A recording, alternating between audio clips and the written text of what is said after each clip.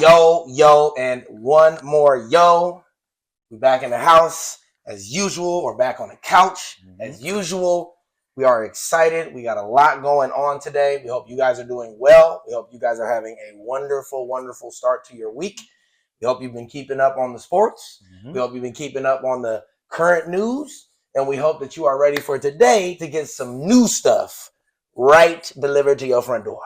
So without further ado, I got to get to my homie, to the one thing that we always do before we start anything off, which is our check-in. So I'm going to go ahead and throw him the how you doing. He's going to throw y'all the response, and then we're going to get rocking and rolling. So, Mitch, how you doing? Man, I'm doing great. Hope everybody out there is doing good as well. I'm doing good. I just got that NCAA football. Looking forward to talking about it later. So I'm ready to get into that. That's big news lately for us. It's been 10 years, man. So Yo, give me that. Nice He got that back. So I'm ready to get hyped off. Ready to talk some sports, some NBA, some MLB, and some soccer sports out there. So I'm doing good. How about you, man? That's exciting. Shoot, I feel like a bum now. I was waiting. I didn't get it early, so I was like waiting my 2 days. I'm like hoping nobody's already on it, but I got a bunch of homies that are already hitting the ground running. Got the Cal Dynasty going. Yes, sir. We'll also be talking a little bit about some new action coming for the Cal Bears this season, which if you don't know, that's another one of our teams. That's the homeland. That is the place where we've been repping since we were yay high. Bear territory. Yeah, if you see some Bear talk coming in here, you understand. Big B's up. We are from Berkeley, so man, we love to cover the Cal Bears when they're worthy of being covered. Just to be clear. But today we do have something that's worthy of being covered. So I'm excited to hear about the game. I myself don't have the game, but I've been watching a bunch of reviews, and I'm just hyped because, like he said, we're over a decade in the making. And the reality is I used to have a lot of fun on these games. Man. And so it'll be great to see that they've brought it back. It seems like they've advanced it. It seems like it's probably going to be even more fun now that NIL's involved. So we'll be able to get the name, likeness, all that good stuff in the game, which was missing prior. And then they have, all the dynamic stuff that they had from the past of building out the school and having your hands on taking your team from scrubs to the tip top. So I'm excited for all of that, but before, anything, I just got to say, I'm having a great week, but obviously if you watch soccer, my homeboys, my dogs, my peoples, we got taken out. We got all the way to the final. We made a great run. I will go into further detail, but I just wanted to make sure that I added that into my intro because that took a lot out of me for, we all know when we're watching our countries, it's hard, you know what I mean? And so it's just like there's times where it's almost undescribable how much energy I exert without even knowing where I'm exerting it. I'm like, where did I lose all that energy? Especially when there's so many opportunities for scores and for goals, bro. It's just, it's heart-wrenching. It really is. You're just anxious the whole entire game. Especially even when the your team scores, it's still like, we better hold that. We better hold that. We better score another one. Yeah. And all I will say is luckily Colombia was just giving me heart attacks the whole time. So it's not like I ever got used to anything different. Like it's just been like edge of your seat, can't even breathe. But yeah, just like you're saying, it's like, especially with those games that are, really end up being settled by such small margins, it is just soul crushing. I mean, Colombia is just out there just trying to keep 11 men on the field. That's the first battle is keeping all 11. First of all, like 53, Colombia, like our federation damn near got suspended at that game where like we lost half our soccer federation. I'm not even talking about the players. Those are like guys in suits. So yeah, Colombia, I don't know, we're just a ticking time bomb. Clearly we haven't fully recovered from that era of just, bully ball, drug ball, cartel ball, whatever you want to call it, where like you can definitely still tell that there's just a certain violent nature that comes with the Federation of Soccer for Colombia or Federation of Football. And hopefully we are able to at some point start being, honest about it and, trying to, accept it and move forward as opposed to like, we always act like it doesn't happen. And like each of those situations, which obviously we'll get into right here, were very deserving of red cards and very deserving of the issues that happened So yeah, we'll go into the final now. The last thing I will say as well on that is like, what happened between Uruguay is unacceptable. Yeah. And, the story is still not fully out, but like we were on a run of just doing batshit crazy stuff. Mhm. And so like, I love the fans. We travel super well, but it definitely made me think about the World Cup and like the U.S. is in trouble. For real. And like countries like Colombia gotta chill. You know what I'm saying? Like, we love this. That was this wild. is to the heart, bro. I love this, bro. I would lay it on the line for this, but like, it was kids. It was kids and stuff getting hurt. There's people getting trampled. You got folks out here fighting family members. Yeah, that was crazy. Come on, man. Like that to me is, I don't take any pride in that. You know what I mean? So I also think Uruguay went too far. Nunez, we got some things to talk about too, but like when you're talking about a section that is buried in Colombians, the U.S. needs to understand this stuff though. Like, you can't do that with seeding. Yeah. That's not how soccer works. You know what I mean? And they do better with that. But you don't see that in football. I mean, occasionally you do, where it's like, I guess they let like a Lions fan at the Lambeau League. Mm-hmm. But like, you don't just see like cohorts of like. There's definitely sections. Yeah. I mean, there is in soccer too. But it was like, it wasn't well thought enough. Yeah. And like, for it to be the family members of the players in that section I can't even believe they weren't in the. I've never seen that. I have never seen them put people's kids right there with all the people. Mm-hmm. And so it's hard to know. All I know is you can't decipher between two wrongs. And so that's how I feel in terms of the extracurricular. Now, the stuff that happened on the field was brilliant. So like, I'll cover real quick before we get to Copa America. We'll go over the Euro just to knock it out. We had great games. On both sides. Mm-hmm. Spain went up against England.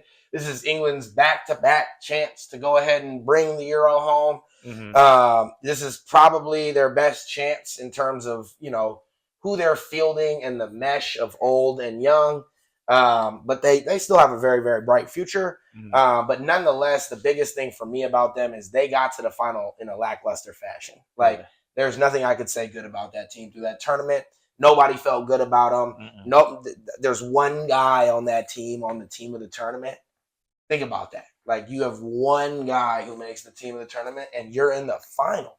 And it was your right back, too. So coming from being a Portugal fan and watching them sputter out with Cristiano and him not doing anything at all, I at least will give England a little bit of credit for putting in Ollie Watkins and taking out Harry Kane when it wasn't working out. Albeit it was like late in the games. Did work out one game, not the other game, but I did like seeing that from England, because that's something where I feel like Portugal, just Roberto Martinez just was steadfast. Yeah. Starting him the whole time and not taking him out of the game. Yeah, I mean, I heard Roberto Martinez was there to uplift Ronaldo, which you could see in these tournaments, where it was very clear that he had signed on with the agreement that, like, my vision is with Ronaldo. Yeah. And then, when you talk about those changes, I think both played a huge impact, because Ollie came on again with Cole Walker. Yeah. Cole Palmer in that. Yeah, Cole Walker. I could combine Kyle Walker, because he's the one who made team of the tournament. Shout out to Kyle Walker. He balled out. OG, super fast. Might be the fastest right back in the league. Good body. I mean, there's not a lot of right backs. Nah, Joao Cancelo. He'll shake you out your boots, but he ain't. Trust me, that boy's on my club team. He ain't running nobody. But he got hot feet, though. He'll shake you out of something. But I think that both times those subs were instrumental. I'm glad that Southgate pulled the plug even earlier on Kane in this final, recognizing the magnitude, recognizing that Spain can control this entire game if they want to and pass the night away, and realizing also that Kane wasn't there. He just wasn't there this tournament, and that's okay. Yeah. Like, none of the major strikers, I feel like. It was a lot of. You could say Lautaro's a major striker. Yeah, he did his thing, and he did golden booted, but like, he didn't start a lot. He came off the bench and he scored 2 goals off the bench as well. So he'd really have 3 if it weren't for him coming in and maximizing his 5 to 10 minutes. But yeah, he did play well. I thought Julian Alvarez was a confusing start in that game, but. Going back to Southgate, who I believe in the past has not made the right subs, and it's been very evident in the results. Mm-hmm. I think this time you can't blame Southgate, and I think it really falls on the players. I don't think anybody but Cole Palmer showed up, and I think that would be my only real kind of, I guess, my only real stain to Southgate's performance as a coach in that tournament was not recognizing that Saka wasn't it. Yeah, he was. And that, he's a great player, but maybe he needed to come off the bench. Maybe he needed to be a boost in that way because Cole Palmer was making the offense run. He was much more effective. His passes were landing in the final third, and he was very fearless. One of the few guys who was willing to say, I will take the good or the bad with what I'm about to do here and take a risk. Man City going to be... They're hot. Be upset about that. They're hot. Like, I bet they could never have imagined selling Cole Palmer for $55 million and him outdoing Haaland even this last year for Golden Boot and stuff. It's like, that's insane. Haaland was injured a fair amount, but that is crazy work. Yeah. And they definitely could use him. Like, there's no doubt Jeremy Doku, those other guys, it's like, that could be Cole Palmer. But, you got Nico Williams, who I think will be going to Barcelona, who had probably...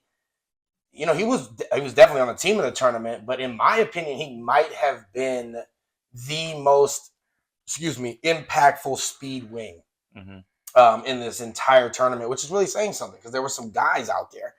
But he just never seemed to find a matchup where he couldn't get to the goal line. And if you're a winger getting to the goal line with space, it's pretty much the most threatening position you can be in as a guy who also is a goal threat, because then you've just, taken half of the defense out of position.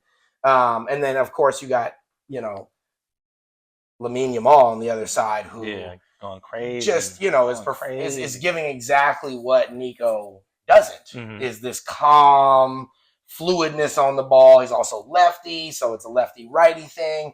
And, he's a wizard with his touch. He's a guy he almost is Messi-like in the sense of just how he wants to impact the game. Yeah. And he reminds me of a young Messi in the sense of, he still hasn't learned to finish. And so that's also probably why he gets a lot more assists right now, too, is because he can figure out how to get that left harnessed a little more. Yeah. We've already seen some whips that matter where it's like, yo! But I've also seen him miss 3 clear goals at that tournament. And I mean, Barcelona, I don't care where he was playing, we'd all be mad if he missed that. Was his goal the goal of the tournament, you think? So I think it's memorable ones at least. Definitely. So I think it was interesting how much Phil Foden's goal looked very similar. And it was almost like he had to have seen it, because to try it, you got to be trying it for a reason. You know what I mean? And Lamine was just in kind of this magisterial, he was just not in the same realm as a lot of these other guys. And you could tell when that happens, you're playing with zero fear. And I think he's too young even to truly understand some of the magnitude of the situations he's walking into. And you can see it on his face. And he has the talent to back it, so I can see why it would settle in that way and feel that way. Yeah. But people hate it. People are starting to, he's that good, where he's starting to receive that almost, I don't want to say the Messi slander, but it's the stuff where, he's being called out over his team as though it's he's somehow the face of that team. And he's 16. And it's there's so many other guys on that team who are actual factors in world soccer and are well-known faces. And so to see France coming at him like that, to see England talking about him like that, I found that to be super weird. Where it was just damn, you guys are picking on a guy who's a junior in high school. But yeah, so Nico gets the 47th minute. Cole Palmer responds with an absolute laser. Another beautiful rip that just stays on the ground, stays low. Goalkeeper he wasn't able to see it until late. And corner pocket, Cole World. Seemed like England had every chance at that point to take momentum, swing things back their way. They had just made subs. And then you have Oyarzabal, who just comes in the 86th minute. Killed that pronunciation right there. Right. Killed that. We worked on that for 15 minutes before we started. Yeah. Mikhail, holla at me. I did that right. And, he came in the 86th minute, another brilliant sub. where it was so interesting that they would bring him and Marino on every time. They play on the same club team. And it was like, you guys just are a pair. Yep. And they both do very different things. One's kind of a cam, fake center forward, and the other one's like an out-and-out CDM or CM. But they've made huge impacts in this tournament, similar to Cole Palmer and similar to Ollie Watkins. But, he came in with one of those very classic Spain goals, balls just bouncing around in the box. Dangerous ball put across. He steps in front, gets there before the goalkeeper. Of course, England's praying for offsides in the same way that they pray for penalty kicks.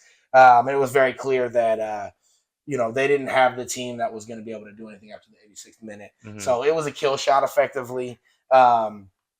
And I don't know what they do to get over it. England is definitely cursed. And that they got a lot of youngsters, so they still got a lot of chances. But Southgate has now stepped down. That became official, I believe, yesterday or this morning. And he didn't even get fired. Like, they wanted to retain him. Like, anytime you're an English coach and you take a team to 2 Euro finals, dude, they don't even get there. Yeah, they don't even get there. I was surprised when they were going down the list. I was like, man, they really ain't even really won nothing. No, like they're called crazy. Yeah, they're called Lions for the look, not the roar. You know what I mean? Yeah, real talk. But harsh. Yeah, right. It's a bit harsh there. Good Lord. But yeah, so when you look at those situations, it's very clear that the pressure mounted. He was tired of it. He was getting a bunch of slander for doing better than they've ever done before. But at the end of the day, choke artists are choke artists, and when you have players that don't know how to win, you will see coaches walking away even from good situations, and that's what just happened there. So Spain, congrats. It kind of cements them as another dynasty, if you will, in this space, or beginning another dynasty, because they had that beautiful run. And they're looking over at Argentina, who they will play in the final, which is, the final teams from each tournament end up playing each other. It's a friendly, though. It doesn't mean anything. But they're trying to show Argentina that we're coming back. Argentina right now is the best team in the world. We'll get into this right now, and I'll go super quick. But Spain was the last team to make a firm grip on having back-to-back Euros and a World Cup. Yeah. And Argentina has now gone back-to-back Copas, and they won a World Cup. So it's Spain shouting over there saying, "We see you, and we're on our way. We match you, and we're on our way." That takes us to the Copa America final, which was Argentina versus my boys. Like I said, we've talked a little bit about it. We fought hard. We took the tougher end of the tournament, no doubt about it. Anytime you can get by Brazil, real feat. Anytime you can get by Uruguay, real feat. And we did that with a red card for half the game, which honestly, you just can't ask for a worse predicament against an offensively talented team like that. And then, the reality is, by the time we got to the final, we didn't have our best team out there. Between all the cards we got, people were suspended from yellows, people were suspended from reds. It's the Colombian way, you know what I mean? It's all we know. Go hard or go home. Yeah, it's all we know, you know what I mean? Expend all ammo, and sometimes it just doesn't work. We went against my GOAT, Messi, in my opinion, the greatest of all time, and he's kind of stamping that with these moves here. I didn't think he performed very well at the tournament, but, that ankle was fat. That was crazy. I've never seen him leave either. I've never seen Messi leave a game, and I've watched softball tons of Messi games. Softball size. Yeah, and the way he was crying was crazy too, because I think both him and Ronaldo are coming to the end of their careers, and so there's just extra emotion.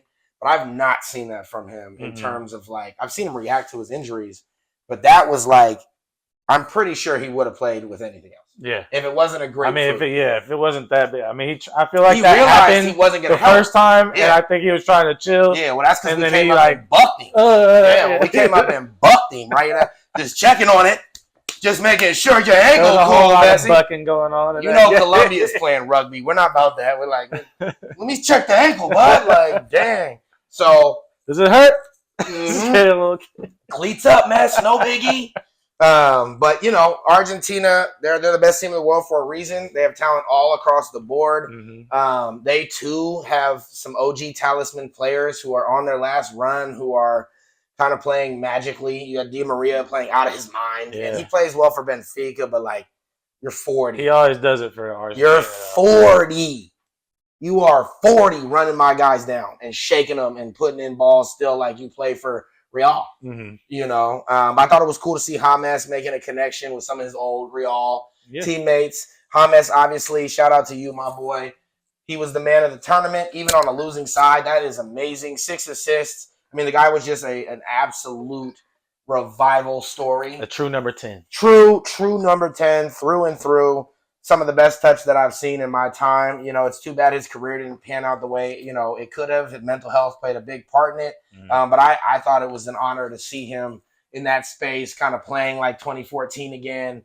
Just bringing a smile back to my face. Is one of my favorite players to ever don the jersey for our wonderful Colombia. But Lautaro Martinez gets subbed in for Julian Alvarez, who I personally believe shouldn't have been in the game anyway. I don't know how you have a Golden Boot winner on the bench. Like, for me, secret weapon, baby. And it's like, I get it. You know, it seemed to work for this story, right? But I know that had it not, Lautaro would have taken that personally moving forward. Because there's nothing else you can do.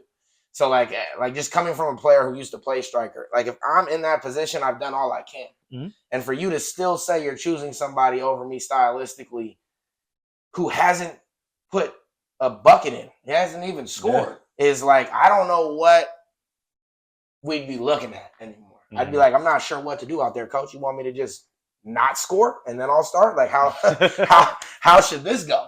But, you know, he comes on and in the 112th minute, you know, bangs a shot through that I felt like our goalie had a shot at it, but we were so tired. Everybody out there was shot. This is Miami. This is real heat. You know, and we gave it our all. You know, as sad as it was, I was so drained by the end of it that it was just, I was just staring blankly at the screen, watching them celebrate. I knew it was over. I knew we didn't have another attack in us. I didn't feel comfortable about us going to penalties anyway. I spoke about that. I feel like Emi Martinez may be the best keeper when it comes to psychological stuff and just the penalty game. And we had taken out James, Luis Diaz. I mean, we were going to have CDMs taking penalty kicks. So congrats to Argentina. Congrats to Colombia. I'm glad, you know, we made that strong run. And you know, like I said, I love Messi. So I'm always happy to see him win another. Would I wanted to see Colombia take it? Absolutely. Was I thinking about that a lot during the game? Yeah, because most of the time I'm rooting for Messi. So it was very interesting to be in that space where it was like, I do not want him to win. Yeah. It also had to have been crazy for them, like mentally, to have to start the game like an hour and a half late. Like, I felt like I could kind of tell just watching the game, the guys on the field, like, it's already exhausting to play at 90, 120 minutes, but it just was like, you could just tell that the stakes were even higher. They warmed up that. 3 just times. like they were probably feeling like they were ready to celebrate once the 98 minutes were up. Like 100%. That should have already been them popping bottles and everything. And 100%. They had to play a whole another hour. So I'm sure that was hella crazy to have to deal with too. That's a great point. Yeah. I mean, which again is testament to those lovely traveling fans and it's crazy. You know, again, our terrible approach to security out here. Yeah, the infrastructure definitely needs to step up. Yeah. If, we're going to host the World Cup. We're in trouble, guys. That was bad. Real talk. And you think we're going to deal with it bad, just like go do that in Mexico. Yeah. Like, they might take the whole stadium over, you know. But, you know, that's those tournaments. I hope you guys were able to watch. To me, it was not the greatest tournaments, if I'm being honest. I truly felt like most of the time in Euros, especially, there's just more drama. Yeah. There's just more matchups that you really can't call. A few more great moments. A few more highlighted moments. And I feel like you said, what big names really came out to play? Like Kylian Mbappe had 0 goals. 0 goals. Cristiano. 0 goals. 0 goals. Harry Kane? Harry Kane had one penalty. Only a penalty. Yeah, penalty. Only a penalty. Italy, I don't even think they scored a goal. Did Germany I don't think Italy even scored a goal. Germany scored. I think Musiala had like a big goal, but like they didn't factor in long, you know. And then, like we said, for England to get all the way to the final without. Bro, who'd you play? You played Switzerland and had a magic moment. Switzerland and Netherlands? Oh my God. While the other games are France, Spain, Portugal, France. Showdowns. Spain, Germany. Like, showdowns. Showdowns. Okay, that makes sense. Exactly. That's how I felt with Argentina. It's like you're in the semis, or you're in the quarters playing, you're in the semis playing Canada. Where it's like, why are we playing Uruguay and you're playing Canada? What is going on? You know what I mean? Like, and of course, we came in there with a bunch of lackluster players after that performance against Uruguay. But like I said, closure onto that tournament. I hope you guys were able to watch. We got some good stuff coming up. There's still, will be the World Cup in a couple years, like we've been talking about. So I'll be covering a lot of the qualifiers, a lot of the finishing friendlies, a lot of things like that. We also, again, like we said, there's going to be some more U.S. coverage coming up, sadly, with their approach to trying to get things back right. They're going to look for a new coach, so we'll be covering their coaching search. Jurgen Klopp is out, but we'll be there every step of the way. And so, we're going to hop into the MLB. We're going to do a little shift from the foot to the hand. Let's go. A lot of good action going on in the MLB. And so, like I said, before I hand it off to Mitch, I hope you guys will drop in the comments how you guys felt about the tournament. Let me know what country you were rooting for, who you thought was the best player, all of the above. Just go ahead and throw those in the comments. I really want to see what you guys were thinking because, again, for me, the tournament wasn't the greatest of quality, so it's hard for me to always kind of pinpoint, where the true greatest moments were of kind of a lackluster tournament or set of tournaments, right? So we're going to let my mans take it away in the hot corner as usual. And if y'all don't know, the All-Star game is going on right now. So there's no better time to be tuned in. Paul Skeens came in, got all his outs. Legend. Only just walked Juan Soto, but that's just because he wanted to face Aaron Judge. Had that one-on-one, one pitch, fly ball or ground ball, nice and easy. Get him out of here. And then we had Shohei Ohtani, who just hit a 3-run home run. Showtime. 3-3 last time we were watching. So Showtime. Hopefully we can get back and watch that soon. But we had some exciting times. We had the MLB draft happen. We had the home run derby happen. So we'll just go over those for All-Star Weekend. The Futures game was, a little lackluster. We had a 6-1 game. NL won. But, Cam Collier hit a home run.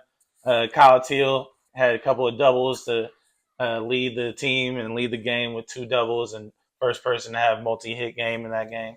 So it was a nice one, but what we really came for, what the girls dig, it's the long ball. That's what we're here for. Home run derby time. We had Gunnar Henderson, Pete Alonso, Alec Boehm, Bobby Witt Jr., Marcelo Zuna, Jose Ramirez, and Teoscar Hernandez. If those aren't some baseball names, I don't know what is. Yeah, man. Gunnar. Again, Gunnar and Bobby Witt. You know how we get down. Don't forget Osuna Ramirez and Hernandez. Teoscar. He was the highlight of the whole home run derby. They were interviewing him. He was definitely having a good time out there. It was kind of a pretty good first round. Alec Boehm started all off with 21 home runs. I was surprised by that. To lead off and had the most, tied with Jose Ramirez in the first round. He also had 21. They were the highlights of the first round. They were the tops to make it to the next round. Then we had the final 4, which was Jose Ramirez versus Bobby Witt. And then we had Alec Boehm versus Teoscar Hernandez. Those are two good matchups, in my opinion. First one, Jose Ramirez comes out. He has 12 home runs, not too many. Bobby Witt, before him, came up, led it off with 17 home runs. He made it to the finals. He's waiting to see who wins between Alec Boehm and Teoscar Hernandez. They go back and forth, 14 home runs, go to an extra. It's 3 outs. They get 3 swings to try and get home runs. Swing off. Alec Boehm doesn't have it to win it. Teoscar Hernandez gets 2 home runs. Alec Boehm just 1. It's going to be Bobby Witt, the young gunner, versus Teoscar Hernandez, part of that powerful team over there, the LA Dodgers, with a lot of powerful bats. This, another great one. Teoscar puts up 14 home runs to start it off. Ooh, yeah, he was popping. Yeah, he was going crazy. He got that quick bat speed. Mm-hmm. Exactly. And then 13 home runs, Bobby Witt, 2 outs on his final 3 outs. Hits a laser, hits a shot all the way, 395 feet, hits off the bottom of the wall, can't come through, leaving your 2024 home run derby champion, Teoscar Hernandez. Attaboy. Give you a shout out. Outfielder for the Dodgers, man. He's had a great first half of the season. So it's really nice to see him come out there, win a home run derby for him. That was some definitely exciting one stuff. of the more unknown cats on the Dodgers. In terms of like, that's great for him to get a moment in that lineup where like we'll probably never hear him again. I mean, we will. And of all those players, he's kind of been one of the guys to help them stay afloat when other guys haven't really stepped up. Yeah. Took a little while for Freddie Freeman to get started. Yep. Mookie Betts got hurt. Up and down. Teoscar Hernandez has really stepped up and has been a hot hitter for them. Yeah. What I thought was interesting is they had 40 pitches in 3 minutes. That's how the rounds worked out. Interesting. I remember that's new, right? Yeah, it was a new thing that they were trying. I'm old school with it. I remember back in the day when it was just 10 outs. Right. So it's like a lot of guys taking some taking some pitches before they swung. So it might have taken a little bit longer. Right. But it really showed who really had the power. Right now with the split screen, it's kind of tough. It's just like kind of rapid fire. Yeah. You really don't even get to see the majesty of the home run. But, back in the day, Chris Berman with the back. Yeah. Oh, and I feel like they did a lot better of panning out for the camera. Yeah, you got to really see how deep it was. Yeah. You saw everybody who was catching it. You weren't like trying to figure out which side of the screen you were watching. Yep. I just wanted to bring that up because I wanted to ask you guys what you guys think. Do you think this was a good kind of rule way of going about the home run derby, or would you like to see some kind of old school thing happen where it's back to 10 outs to really have those power hitters in there who can really just take their time? Like Marcell Ozuna, that's what they were saying. They felt like he was kind of rushed with his swing. Yeah. Maybe if he could have took his time swing by swing, he could have hit more because he was hitting them like 470, 480. He was hitting bombs. Rake. So you let us know in the comments, what do you think? Should we go back to an old rule way, or do you have a new, even better way? Or what did you think about this current rule? All right. So talking about our All-Stars, we got some guys who just got drafted this weekend. Hopeful new All-Stars coming in. A lot of great bats. Just going to start off at the top of the draft. We had Travis Bazana from Oregon State. Second baseman, two-bagger. First Australian player to be drafted #1 overall in the MLB. So shouts out to him. Shouts out to the Aussies out there. You guys got you a good one. He batted .407 and had 28 home runs with 16 steals this past season for the Oregon State Beavers. They made it to the College World Series. Had a good time out there, man. So shouts out to him. Travis Bazana, your #1 pick in the MLB draft. Congrats. Second, we had Chase Burns to the Reds. This was definitely an interesting pick with a lot of great hitters up there in the top of the draft. Yeah, but it makes sense for the Reds. They have a lot of great hitters right now. Right. And Chase Burns is a guy who throws 100 miles an hour, 99 miles an hour, has been compared to guys like Paul Skeens. Yeah, I saw that. And Steven Strasburg. Had 191 strikeouts and 100 innings this past season. Yep. Crazy numbers out there. And then you see how they have guys for the Reds like Hunter Green, who is an all-star, who just was pitching the game. Then you have Nick Lodolo, Andrew Abbott, and if Chase Burns could come around quickly, he could be another ace for that team. That's four great quality pitchers, along with the likes of Matt McClain coming back. We got Christian Encarnacion Strand going to come back from injury. We got Ellie De La Cruz out there, Spencer Steer, a whole bunch of good players out there for the Reds. So that's another exciting player for them to get out of the draft. Next, we have Charlie Condon to the Rockies. Big hitter, outfielder, third base potentially sometimes, first base as well. He is somebody who's big upside. He had the most home runs in college, 37 home runs, batted .433. That's crazy numbers. Had 57 walks to 41 strikeouts. So it shows that he has a good eye. He's not just taking advantage of, guys just throwing it down the plate every time. He's able to see the pitches he wants. Right. So he's going to be a great one, especially in a ballpark like Colorado where the ball just flies out of the park. He's going to be a great hitter for them. Easy. Now we got to get to #4 because that's my Oakland Athletics. We picked Nick Kurtz.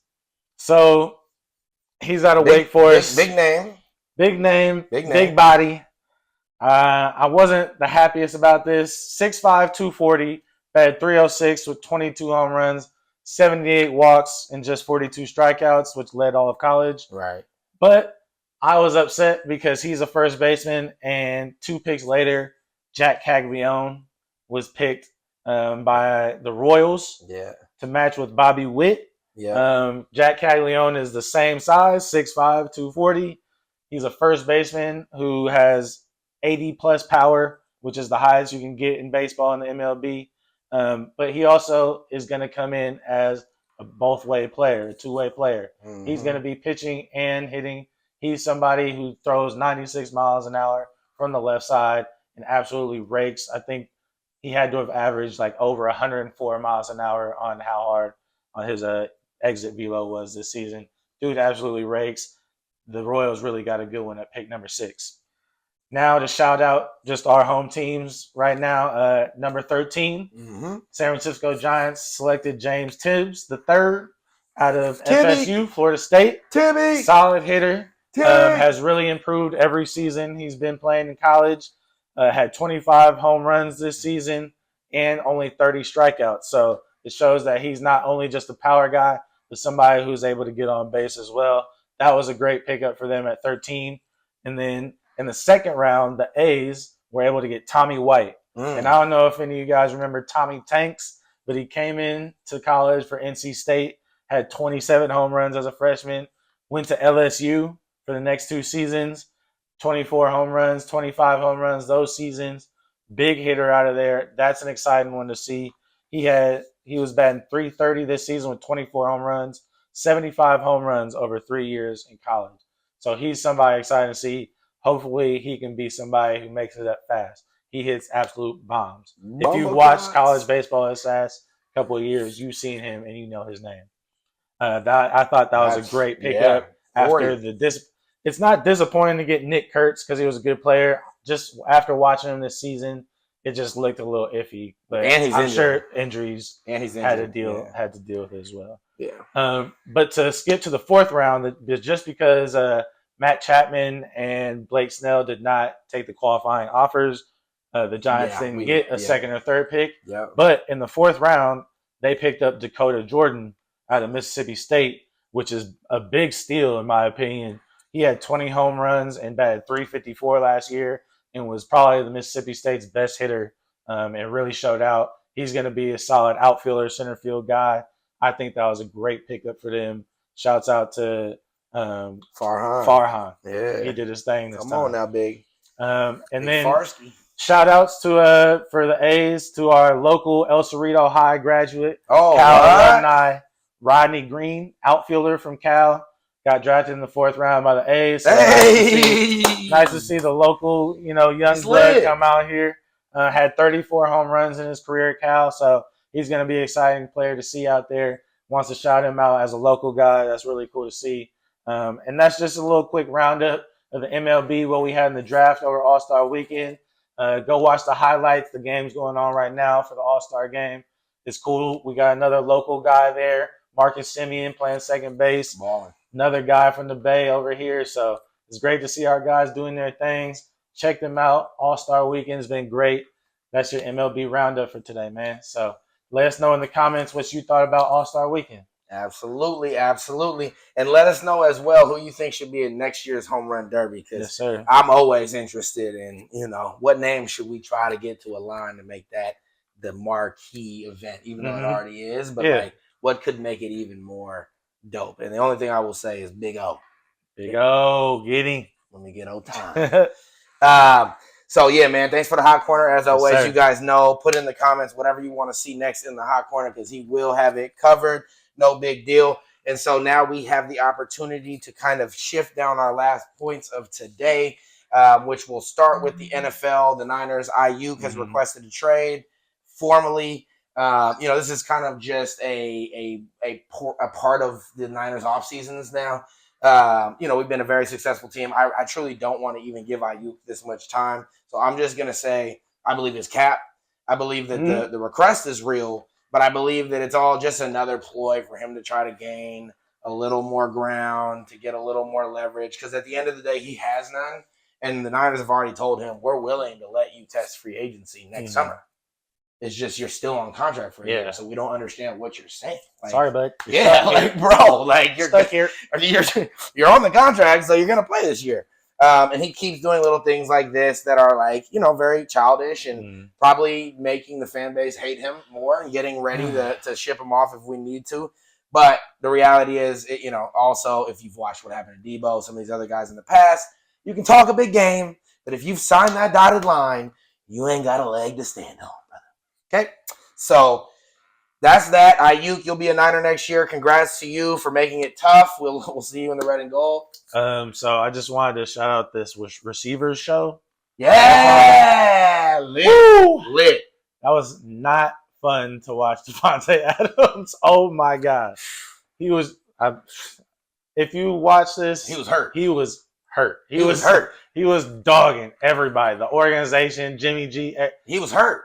Thank you for hiring Antonio Pierce and keeping this man, because that changed everything. Because watching just the snippets of just what that man was going through and just how he was reacting, how his family was reacting, like everything, it was just disaster. I'm glad we still got you. Disaster. He was ready to go. That shot of him in the hall sitting down, where he's like literally in full uniform, just sitting in the Raiders hall, and you can just see him just, what am I doing here? I mean, just like, to see all he was like, I almost just got knocked out for like a career injury type shit, because these guys aren't doing anything. Mm-hmm.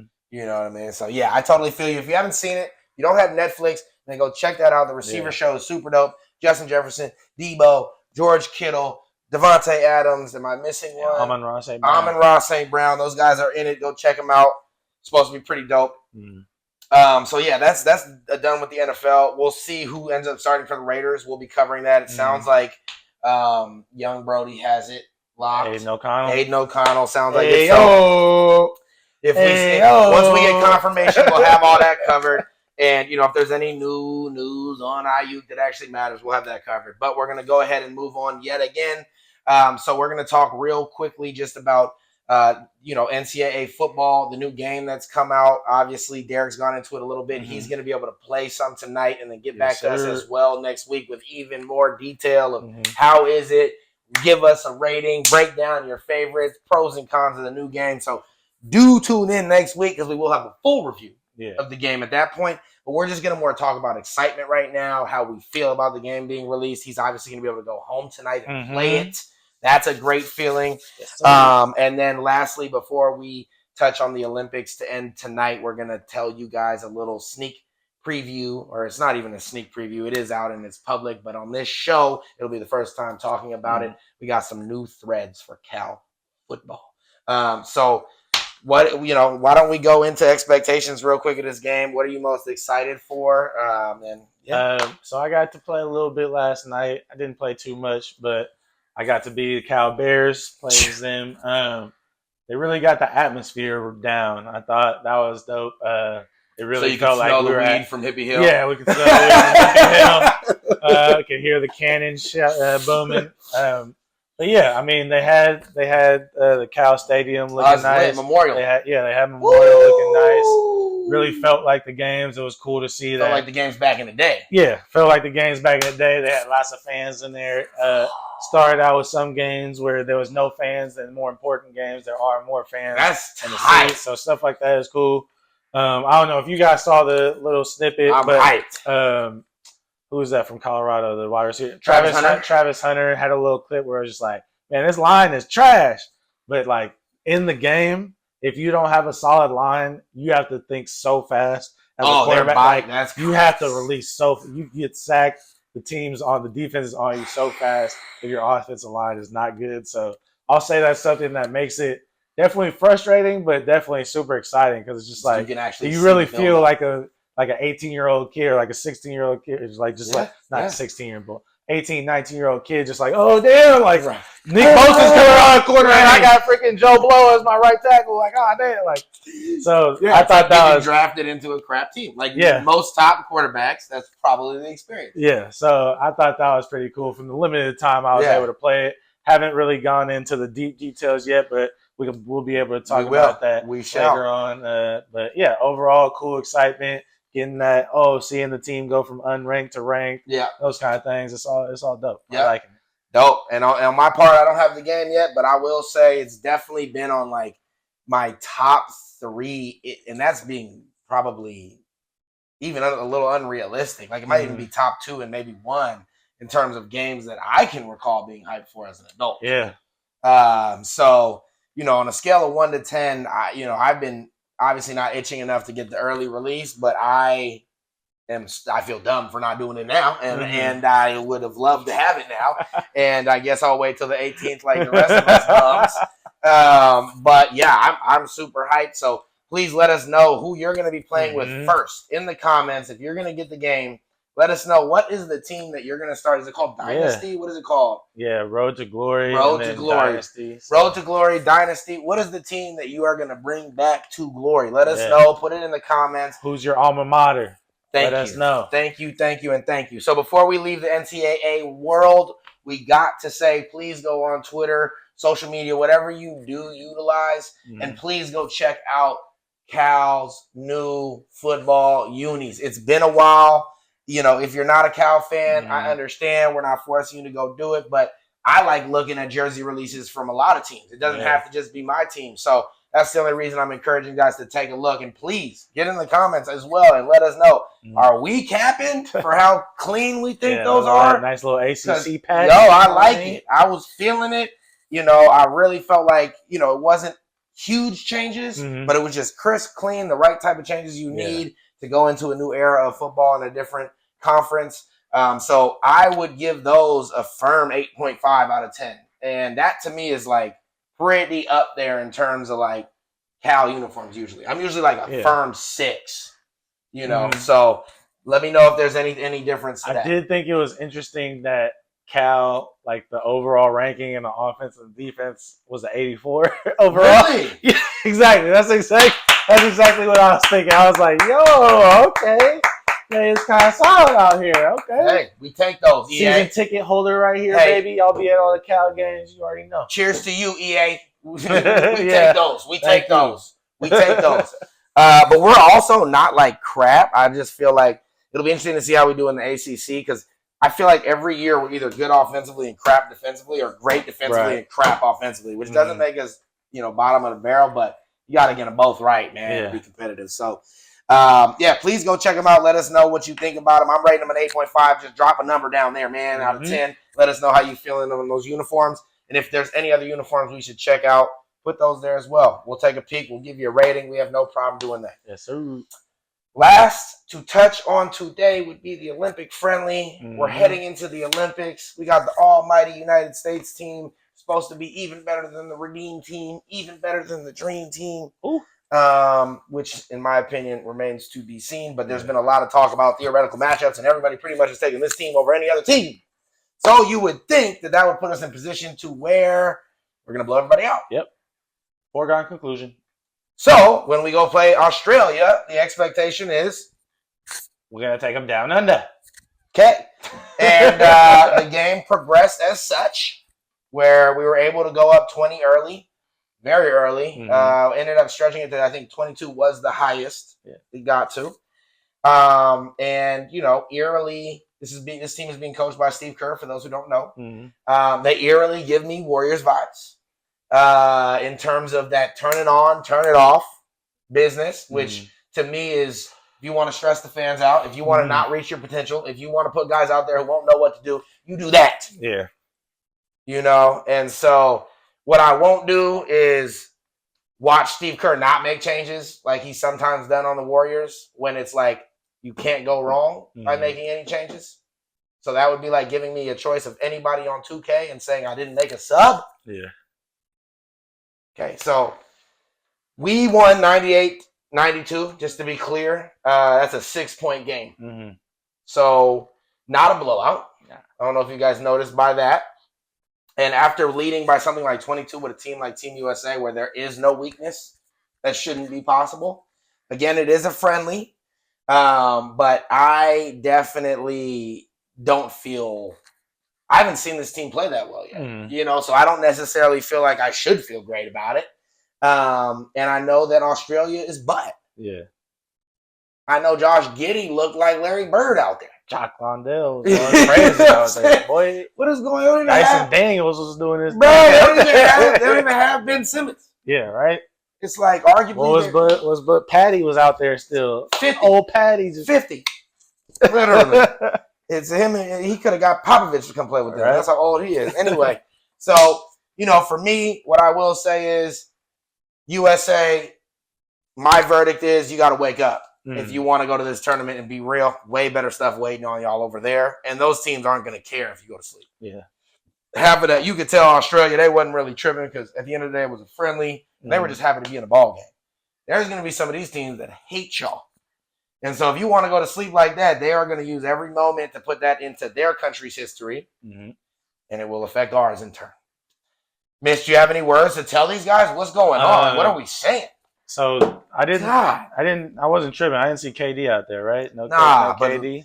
But that's also just like, are you really coming out here with a knee injury? Yeah. And we sent Kawhi home? For real. What is going on? I like, if we can have KD out there, I like to see our starting lineup be Steph, LeBron, Tatum, KD, and AD. Ooh. I think after watching Joel and that starting lineup, I think he needs to be reserved for like when we play like a Jokic or just like teams that have like a bulky big. He just looked extremely slow out there with everybody else in the flow of the offense. He's always going to play good defense, but he doesn't move quick enough, especially with other teams where they usually have skilled bigs who are kind of more agile and will go out to the 3-point line where he's not going to go out and defend that. Right. Guys like Bam and AD, I feel like should probably be more of the rotation when it comes to playing against teams that don't have dominant, huge big men. Right. Maybe if there's like like I said, a Jokic or just like the German team has a lot of big dudes, like something like that. Right. Maybe we play him against those ones in certain points. Yeah. I think he just showed how he was just a little too slow for how the international game is working right now. Unless you're playing those teams who are like big centric. Right. He also has never played with us. Yeah. Like, to be clear, he has never taken a part in any of this. And all those other guys have been a part of that team for, some of them 10 years. Yeah. I think Ant and D Book are going to be huge for the team. I think they're going to be the ultimate, like, get a bucket. I think everybody can do it, but especially if we have them in the second squad, I think they can really take over games. And even if the other guys like LeBron and Tatum and KD and AD are taking the back seat, those guys, I mean, the way the shots were going in yesterday and the way Ant Ed was able to drive to the basket, they just really seem like two guys who have like the legs and the energy along with Jason Tatum to get a lot of the scoring done for the team. And then Tyrese Halliburton, he seemed a little like sporadic out there to me when I was watching the game. Definitely. I think he just needs to be eased along, maybe just slotted into one of those two lineups of fives where you have like an Ant, D-Book, Drew, Bam, and Bede kind of lineup, and then you want to take one of those guys out, insert Tyrese to that.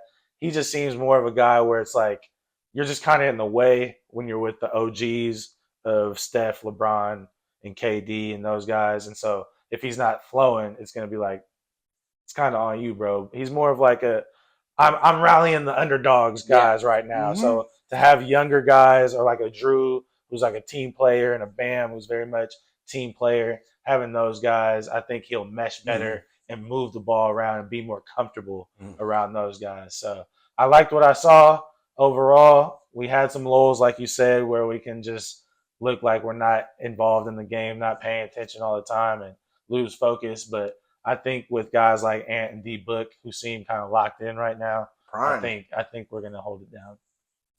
I love that. I think, we're going to have to put Coach Mitch in the locker room here soon and start making some changes, start pumping up the team at halftime because, I think that we have too much talent to be hesitant. Yeah. And, for those guys who are uncomfortable, just stay on the bench and you'll still get a gold, right? So that's what we also got to keep in mind. You're nervous. That's okay. You're young. That's okay. You ain't been here before. That's okay. Enjoy Paris. Thank you. Thank you. Just don't go in there, make a fool of yourself, allow what needs to happen, and everything will end like a happy story. Everybody goes off living happily ever after, and you guys get to not be in need of a redeemed team because it'll be bigger than that. Like if y'all don't come through with this one, a redeemed team won't bring you back. Right. take care of business. Steph doesn't even have a goal. Let's keep it 100. That's the last thing I will say on this episode is this is the one thing Steph does not have in the world of basketball. So if we're talking about like a bias as to why I'm like, we need it. Lock in now. Need it. Lock in now. Is I need everything to solidify his greatness overall, and this will only help. So we're going to cover the whole thing. Don't you worry. Don't you fret. We'll have it all here for you guys on the Say Something Show. Yes, remember, like we've said, we got a lot of interactions going on that are not equated directly to you subscribing. We would love you. We're not going to force you, but we would love you. If you're willing to come watch us, if you're willing to come like us, why don't you just go ahead and click that wonderful red subscribe button. That way you can get notifications right when we drop. That way you can be on top of all the content. And that way you can also be involved in this giveaway. Once we get to 50 subscribers, we will have something beautiful for y'all. So keep that in mind, please. Please, please, please like and subscribe to content. We will see y'all next week. Peace, love, and happiness from the Say Something crew. We out. Peace.